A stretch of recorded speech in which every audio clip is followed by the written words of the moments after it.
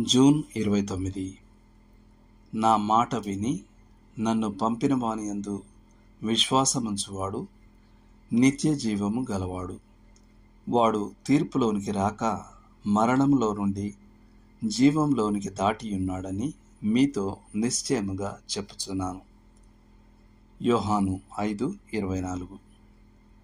ఇక్కడ అనేక జీవితాలను విప్లవాత్మకంగా మార్చి రూపాంతరపరిచిన ఒక అంతర్దృష్టి ఉంది.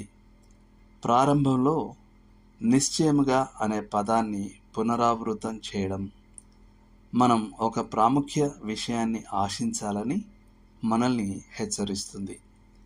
ఇది మనలను నిరాశపరచదు. మీతో చెప్పుచున్నాను. ఇక్కడ నేను అంటే మన ప్రభువైన యేసు. 19వ వచనం నుండి మనకు అది తెలుసు.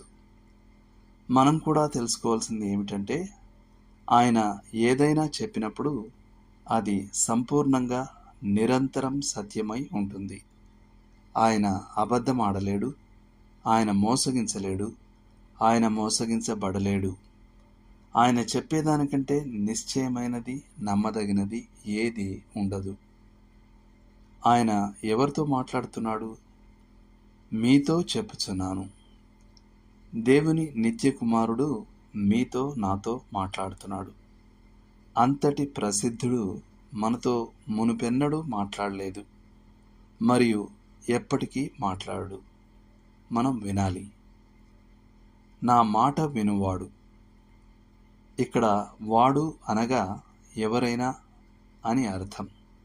దానికి ఎవడైనను అనే దానికున్నంత బలమే ఉంది.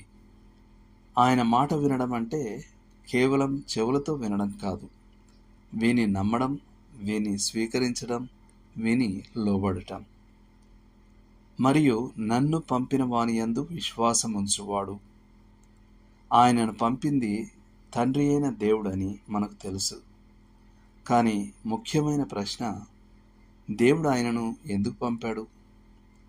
తండ్రి తన కుమారుని నా ప్రత్యామ్నాయంగా మరణించడానికి, నేను పొందాల్సిన శిక్షను చెల్లించడానికి, నా పాపాల క్షమాపణ కొరకు తన రక్తాన్ని చిందించడానికి పంపాడని నేను నమ్మాలి.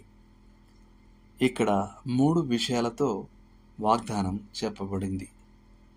మొదటిది, నిత్య జీవం గలవాడు. ఒక వ్యక్తి విశ్వసించిన వెంటనే అతను నిత్య జీవాన్ని పొందుతాడు. అది అంత స్పష్టంగా ఉంది. రెండవది, వాడు తీర్పులోనికి రాడు. దీని అర్థం అతను పాపాల కారణంగా ఎప్పటికీ నరకానికి పంపబడడు. ఎందుకంటే క్రీస్తు ఆ అప్పును చెల్లించాడు, మరియు దేవుడు 2 సార్లు చెల్లింపును డిమాండ్ చేయడు. మూడవది, వాడు మరణంలో నుండి జీవంలోనికి దాటి ఉన్నాడు. అతను దేవునితో తన సంబంధం విషయంలో ఆత్మీయంగా మృతుడై ఉన్న స్థితి నుండి దాటి ఎన్నటికీ అంతం కాని ఒక క్రొత్త జీవితంలోకి కొత్తగా జన్మిస్తాడు. మీరు నిజంగా ఆయన వాక్యాన్ని విని ఆయనను పంపిన తండ్రి యందు మీరు విశ్వాసముంచి ఉంటే, అప్పుడు ప్రభువైన యేసుక్రీస్తు మీరు రక్షించబడ్డారని మీకు హామీ ఇస్తున్నాడు. దీనిని సువార్త అని పిలవడంలో ఆశ్చర్యం లేదు. దేవుడు మిమ్మల్ని దీవించునుగాక.